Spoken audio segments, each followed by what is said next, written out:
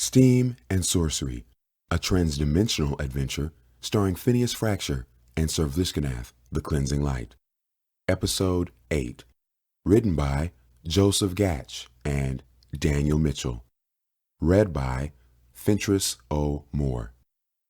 Seated at a large, round wooden table in the middle of the Frostburn Inn's rustic tavern, Phineas and Vlishginath looked across the table at Roderick as he flagged down one of the barmaids. Giving the girl a condescendingly polite smile, he spoke in a well-practiced, charming tone. "Yes, a scotch, please. Nothing younger than 12, preferably, and anything these two might want."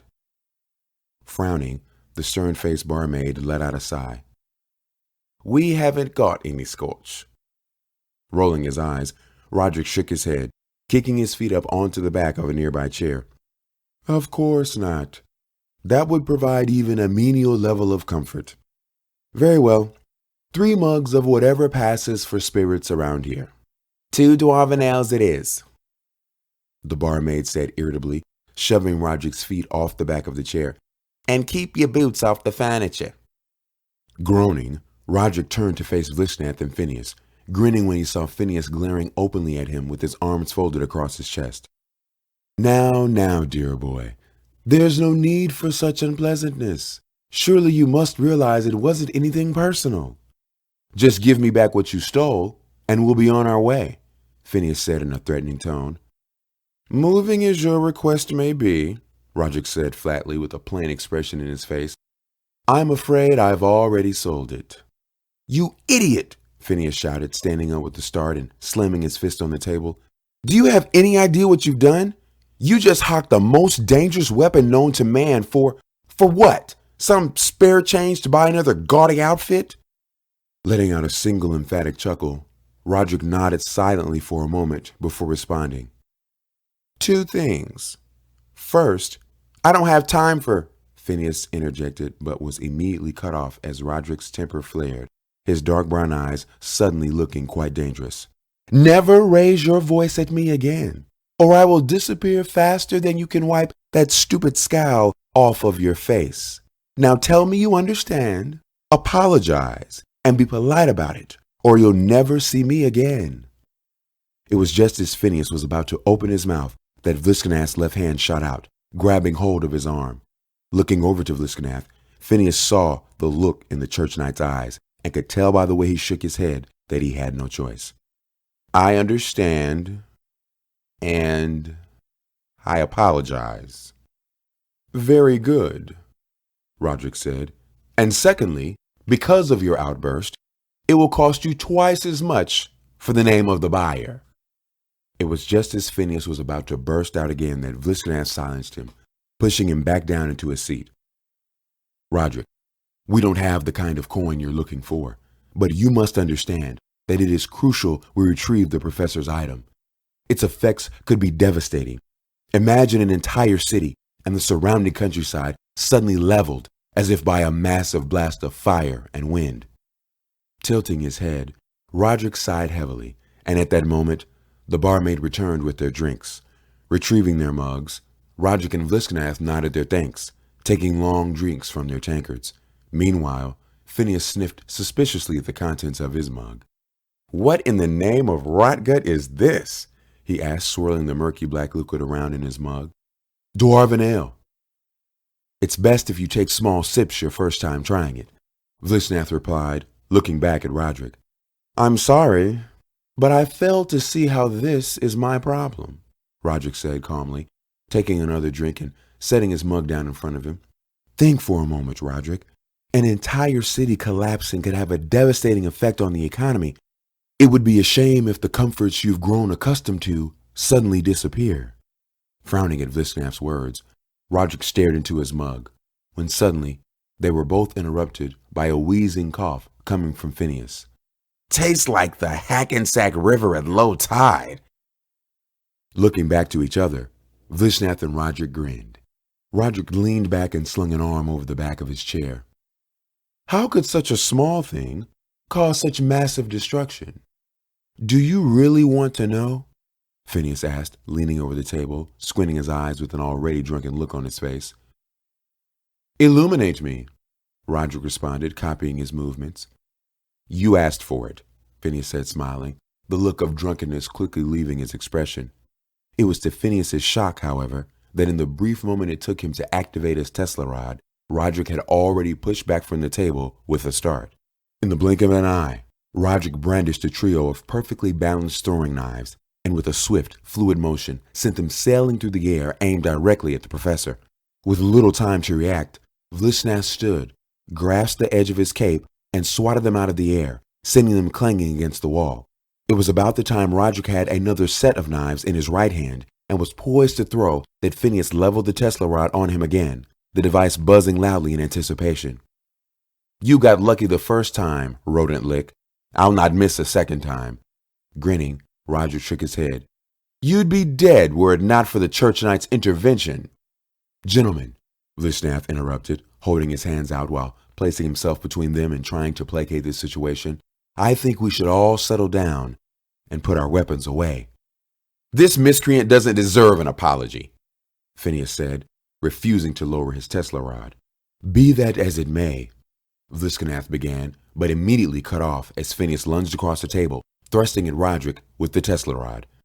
With a casual effort, Roderick stepped aside, letting Phineas follow through, and within moments the two were engaged in what appeared to be a brawl, though Vlishginath could not be sure of exactly what he was witnessing. While it became instantly clear that the professor knew his way around a fistfight, each time his fist flew out, Roderick simply wouldn't be there. As Phineas's frustrations mounted, he let out a growl, and when another of his punches sailed harmlessly past the thief, he turned and put his shoulder into Roderick's stomach, wrapping his arms around his waist and lifting him off the ground. It was just as Phineas was about to slam him into the table that Vlishginath spotted the knife Roderick produced with a flick of his wrist, a look of murderous rage in his eyes. Stepping in, Vlishginath went to work separating the two, catching Roderick's wrist in his right hand just as he was bringing the point of the knife down at Phineas, while simultaneously grasping Phineas by the shoulder with his left and pulling him off of Roderick. Once the two had been pried apart, Vlishginath pushed them back down into their seats, raising his voice and speaking in a stern tone.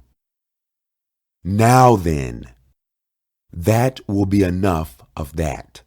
As the two men continued to glare daggers at each other, Roderick indignantly straightened his attire out, and for a moment, Vlishginath feared he would make good on his threat to up and disappear on them. Your friend is severely lacking in manners and refinement, Church Knight. I've a mind to make an end of him. Come try it, Phineas shot back, grinning wildly as if spoiling to continue. As we were saying, Vlishginath continued, still standing between the two of them and ignoring the spilled drinks on the table, it is of the utmost importance that we retrieve the professor's device. Phineas, would you calmly explain why that is? First of all, that's for demanding an apology you don't deserve, Phineas started, to which Roderick's eyes flared angrily again. Now, as far as how such a small device can cause such damage, you see, I'm a genius, and that device was based on the original work of another genius. So, you can imagine what happens when one genius refines the work of another. It gets better, and believe me, it is better. The original device wiped out a 3-mile area of city like this one. Mine, this whole damn city plus some, would vanish in an instant. So, if whoever you sold it to accidentally sets it off, it doesn't matter how fast you are at getting away. You won't. No time.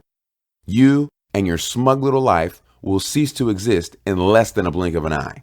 Now, that said, Phineas reached into one of the inside pockets of his jacket, producing a bulging coin purse full of what he guessed to be diamonds the size of grapes. How about you cooperate, and I'll return these to you so we can all be on our merry way. His eyes narrowing, Roderick quickly patted down his sides, only to confirm that he was indeed missing the purse he'd been paid. Laughing silently at the audacity of the professor, Roderick seemed to view Phineas in a different light as he contemplated his words, until finally he gave his begrudging response. He didn't give a name, insisting on remaining anonymous. He wore a hood and clung to the shadows, so I couldn't get a good look at him, but he was a rather eccentric fellow. Exclusively used his right hand and kept his left tucked away. Had a nervous twitch about him. Our transaction occurred down on Low Street, in a broken-down abandoned house on the northern side of the street. Thank you, That wasn't so hard, was it? Phineas asked spitefully. Then, tossing the coin purse onto the table in front of Roderick, he followed up with a handful of silver coins. Order yourself another few rounds on me. Their finest, of course. Chuckling, Roderick nodded, and with a wave of his hand, tossed Phineas's Tesla rod on the table as well. You'll more than likely need this. Consider it a gift from one thief to another. Frowning, Phineas retrieved the Tesla rod with an indignant look and was about to speak when Roderick continued, waving a dismissive hand. I'm done with you. Go now, before I change my mind and decide to make good on my threats for stealing from me.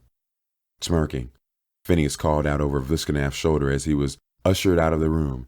Next time I'll shoot you and be done with it. As they left the building, Vlishginath pulled Phineas to the side. How did you manage that? Which part are you referring to? Phineas asked with a puzzled look on his face.